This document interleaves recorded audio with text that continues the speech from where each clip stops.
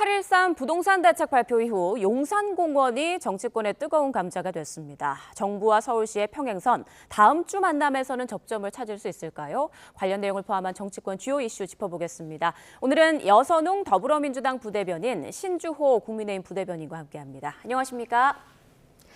자, 어제 김윤덕 국토부 장관과 오세훈 서울시장이 만나서 용산공원 등 그 주택 공급 방안을 두고 논의했지만 결국에는 입장차를 좁히지는 못했습니다. 지금 부딪히는 쟁점을 다시 한번 좀 설명을 해주실까요? 네, 그러니까 이제 정부 입장에서는 뭐 청년주택 그리고 뭐 그런 여러 가지 주거난이 있기 때문에 용산공원의 일부 부지, 용산 어린이공원 부지를 활용해서 뭐 신혼부부나 청년들을 위한 주택을 공급하자 이러한 입장인데 예. 오세훈 서울시장은 절대 안 된다. 방금 영상에서 본 것처럼 미래 세대를 위해서 뭐 역사에 죄를 짓는 일이다. 이렇게 이제 반대를 표명하고 있는 것인데요. 사실은 오세훈 서울시장이 말을 바꾸게 한 것입니다. 오세훈 서울시장이 서울시장 선거 나갈 때는 민주당을 반개발로 몰고 본인은 뭔가 서울시 전체에 이제 주택난을 위해서 공급을 닥치고 공급하겠다 이런 이야기를 하면서 서울시장이 당선이 됐는데 당선이 되니까 이제는 갑자기 뭐 미래 세대를 위한 뭐 녹지 해서는 안 된다 이렇게 말을 바꾸기를 한 것이고요. 과거에 근데 오세훈 서울시장이 어땠냐? 지금 윤석열 전 대통령 때에는 윤석열 정부에서는 서초구에 있는 그 그린벨트 서리풀 지구 이렇게 이제 뭐 해제하면서 여기에 그 청년 세대를 위한 주택 공급이 필요하다 그렇게 이야기를 했습니다. 그리고 그때도 지금 민주당이랑 논리가 완전히 똑같은데 훼손된 뭐 녹지 공간에 주택을 공급하는 것은 그거는 조화로운 일이다 이렇게까지 이야기를 했어요. 예. 그런데 갑자기 정부가 바뀌고 본인은 또 서울시장 선거에서는 그렇게 닥치고 공급하겠다고 이야기를 하고 있는데 지금은 닥치고 공급에는 원칙이 있다 이렇게 말바뀌를 하는 것을 보면은 이거는 서울 시민들을 기만한 것이다 이렇게 해석할 수밖에 없을 것 같습니다. 네, 지금 오세훈 시장이 말을 바꿨다라고 말씀을 해주셨는데 핵심 쟁점은 용산공원의 본체 부지를 활용하느냐 아니면 주변 부지만 활용하느냐 이 문제인 것 같습니다. 지금 오 시장은 용산공원 본체는 일부도 훼손해서는 안 된다는 거다 이런 주장인 거잖아요. 용산공원을 훼손해서는 안 된다라는 원칙을 세운 것은 노무현 정권, 즉 민주당 전 정권입니다.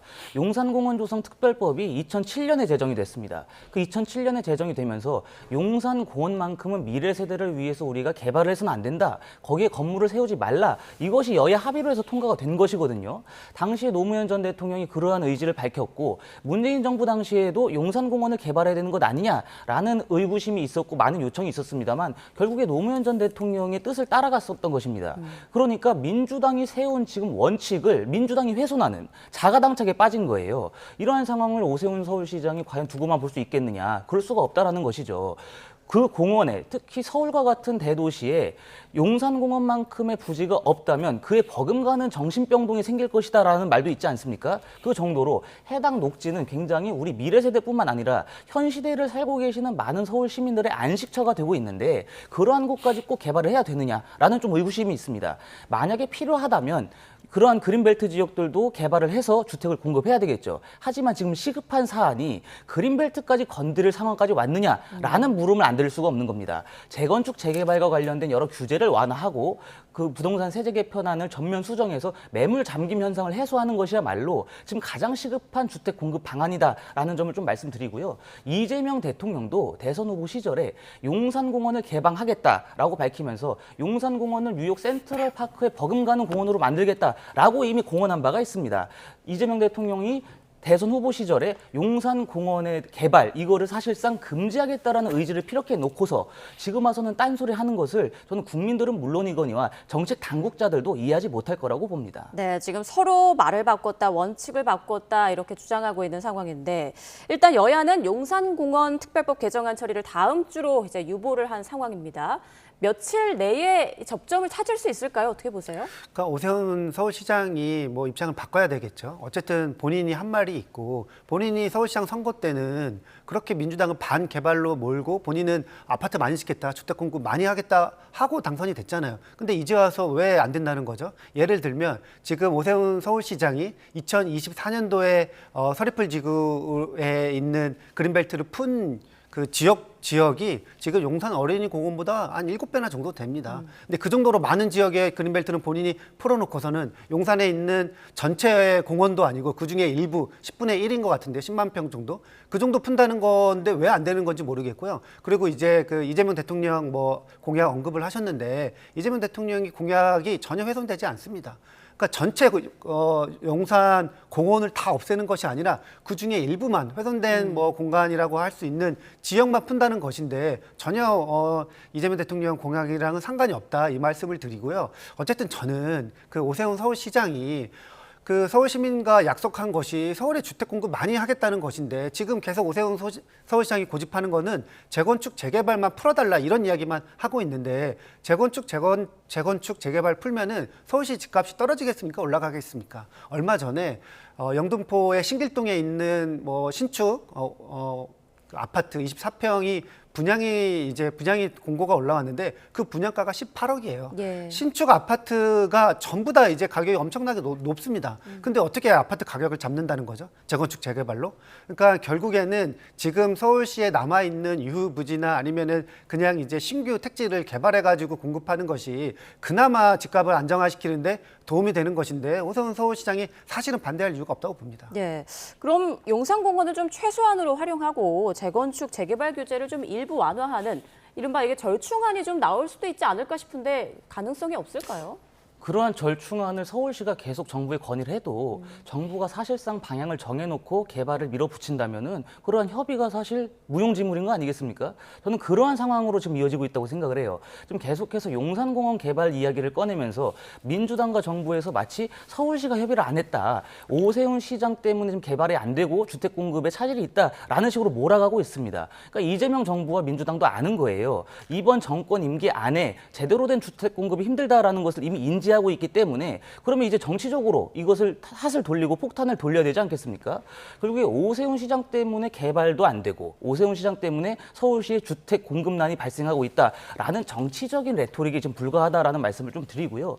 캠프킨 부지 같은 경우에도 2020년에 주택 공급지로 발표가 되었습니다. 문재인 정부 안에서 이것을 전 정권 임기, 그러니까 문재인 정권 임기 안에 주택 착공을 하겠다라고 밝혔습니다만 지금까지도 토지 정화 사업을 하고 있습니다. 그 해당 군부대가 있었던 부지는 오염이 있기 때문에 예. 그 오염을 정하는 작업이 필수적이지 않겠습니까?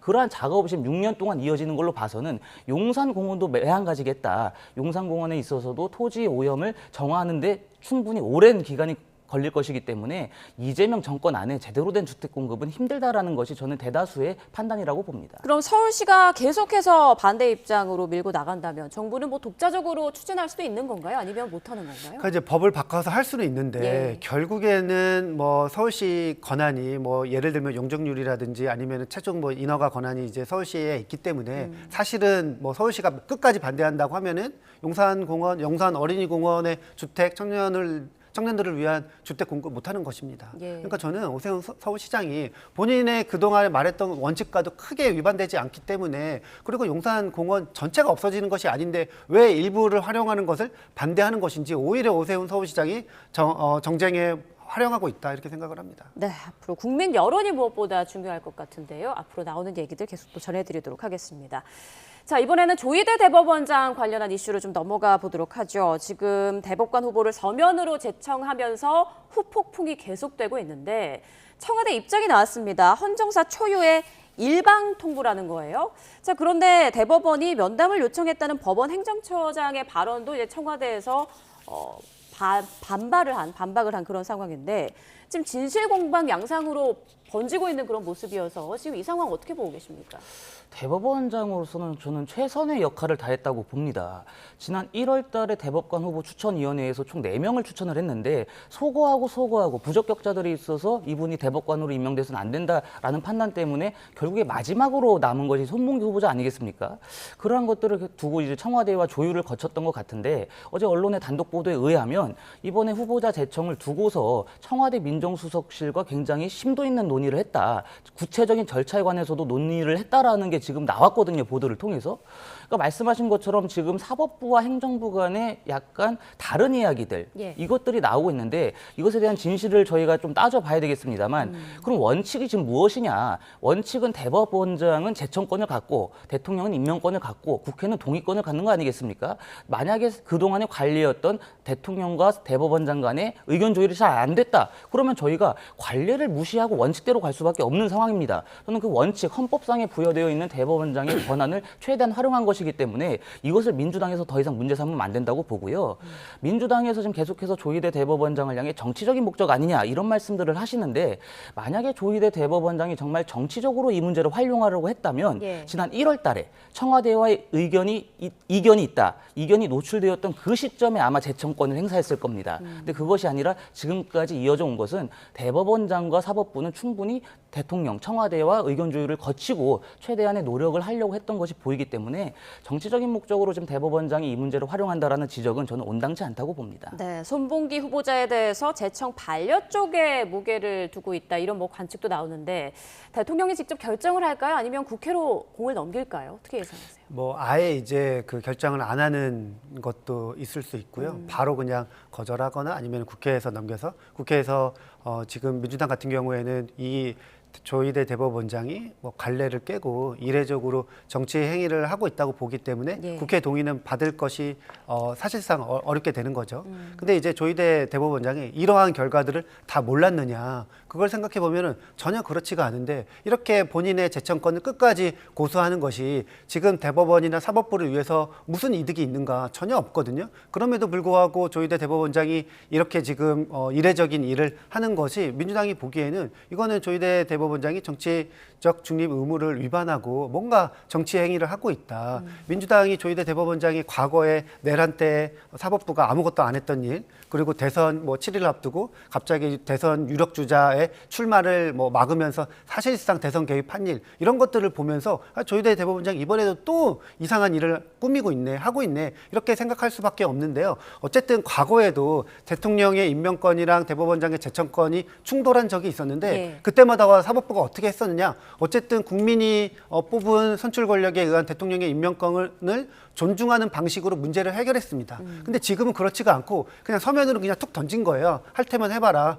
거절하려면 해봐라. 이렇게 이야기하는 것이 지금 조희대 대법원장의 노림수가 뭐냐. 아까 1월 달 이야기를 하셨는데 오히려 그때 안 하고 지금 한 것이 2명의 대법관을 2명 제청한 것이야말로 한 명은 가져가고 한 명은 뭐 내가 원하는 사람 꼭 하겠다. 이렇게 사실상 딜하는 것처럼 보이기 때문에 이 또한 굉장히 불순하다. 이렇게 생각을 합니다. 자, 짧게 좀 반박을 안 드릴 수가 없는 게요. 민주당 당권 주자들을 비롯해서 민주당 구성원 모두가 조희대 대법원장을 향해 왜 대법관 제청을 안 하느냐, 빨리 제청을 하라고 계속해서 압박을 넣었습니다. 그래서 조희대 대법원장이 제청을 했더니 이제 왜 제청을 했느냐 이런 식으로 몰아붙이고 있어요. 어느 장단에 맞추라는 것인지 도저히 이해할 수가 없습니다. 그렇기 때문에 청와대가 점 찍어놓은 인물을 대법관으로 제청하지 않았기 때문에 지금 이런 식의 반발을 하는 것이다라는 의심을 피할 수 없다고 보고요. 왜 민주당이 지금 이렇게 하겠느냐. 최근에 개정된 형사소송법이 국무회의 의결을 통해서 통과가 됐습니다. 그렇게 되면은 대법원 차원에서 그 공소 기각을 할 수가 있어요. 지금 이제 조희대 대법원장이 내년에 임기를 마치시고 또 향후에 새로 임명될 대법관들이 상당히 많지 않습니까? 그분들을 향해서 이재명 대표에게 산적히 쌓여 있는 여러 범죄 혐의들에 대해서 공소 기각을 하라. 대법원 차원에서 공소 기각을 하라는 그런 압박으로 봤습니다. 그러니까 현재 사법부를 향해서 공격하는 것이 아니라 차기에 구성될 새로 구성될 대법원을 향해서 이재명 대통령의 죄를 없애라는 겁박 차원이기 때문에 이것이 굉장히 부적절하다는 말씀을 드립니다. 그러니까 민주당이 그동안 제청하라고 했던 이유가 단순하게 지금처럼 그냥 서면으로 일방적으로 통보하고 서로 내놓고 가라 이 이야기가 아니라 어쨌든 대통령과 충분하게 협의해가지고 결정해라 이거였는데 지금 충분한 협의가 없었다는 것은 드러났거든요. 일방적으로 통보했으니까. 그렇기 때문에 국민의힘에서 너네가 제청하라고 해가지고 그냥 서면 제청한 거다. 이건 좀 말이 안 된다고 봅니다.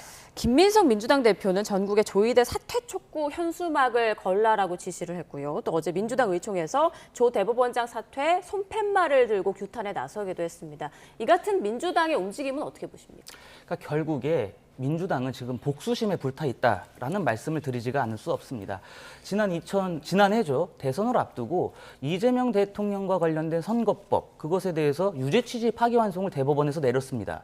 그것을 두고 민주당이 판결 이후에 조희대 대법원장과 사법부를 향해서 일제히 공세일변도로 바뀌었거든요.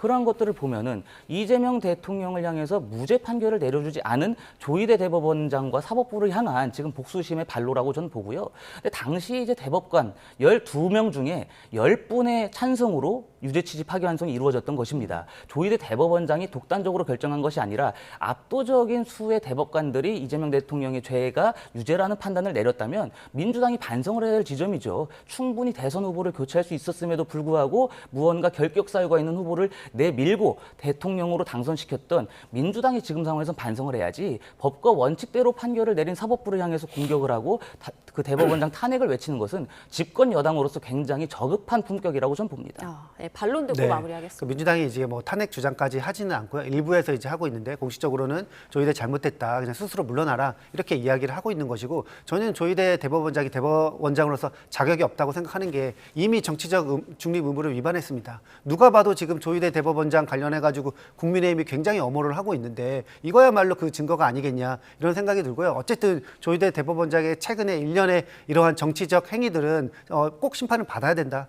이렇게 생각을 합니다. 알겠습니다. 두 분 말씀 여기까지 듣겠습니다. 여선웅 더불어민주당 부대변인, 신주호 국민의힘 부대변인과 함께했습니다. 고맙습니다.